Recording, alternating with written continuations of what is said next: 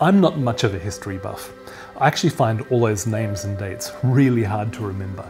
If I watch a documentary on something about English history, I'll be thinking afterwards, was it about King Edward or King Charles? I just never get the things right. But writing The Making of Us and doing the pilgrimage that the book is based on invited me to step into the world of 7th century Britain, and that turned into a transformative experience. It reminds me of just the reasons why we should be looking into church history and why it matters today. Let me give you a couple of reasons why I think we should engage in church history. Number one, it introduces us to some great heroes of the faith.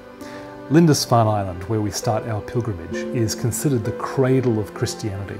It was from this place that the monks and the missionaries that came out were able to somehow engage the British heart with the gospel in a way that had never been done before. And as DJ and I trekked from Lindisfarne down to Durham, we got to kind of meet some of these great men and women of the faith. People like Aidan, who used what little money he had to buy and free slaves. And Bede, a monk who was also an astronomer and a mathematician and Britain's first historian. He gave us the concept of BC and AD. And there's Hilda, who led this kind of mixed monastery of men and women, a revolutionary thing at the time, and she was so successful at training missionaries and church leaders, she was considered better than all of her male counterparts at the time. So a wonderfully progressive woman.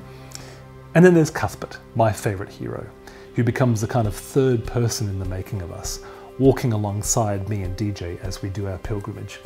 An amazing man of passionate faith and astonishing miracle.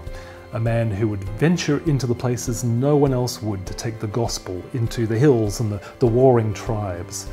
A man who cared for the poor. He even gave us the world's first conservation laws, protecting the eider ducks and other animals in the region from being eaten. The very city of Durham arose from his burial place. It's a profound legacy that still touches us today. So we get to learn about these amazing heroes of the faith. A second reason would be that church history shows us just how much the Christian faith has shaped the world. Now you take the monasteries, for example, revolutionary in their time and still impact us today. Not only were they places of worship with churches and chapels and the like, but they were also places of education with vast libraries on all manner of topics.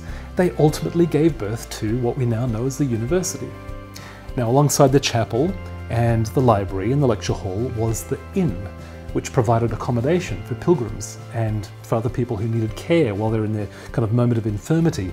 That was the forerunner to our modern hospital. And then there was my favourite place, the scriptorium, where scribes would hand copy books and where artists crafted beautifully illuminated versions of biblical books like Matthew, Mark, Luke and John. The Lindisfarne Gospels, what we kind of go in the book, pilgrimaging our way down to go and see, is one of these things, beautifully crafted, illustrated Gospels. Now imagine for a moment a church today that didn't just hire priests and pastors, but visual artists too. I mean, they were ahead of their time. So new heroes and heroines to learn about, revolutionary forms of ministry that shaped the world. Church history is full of inspiration to help us live out our callings today.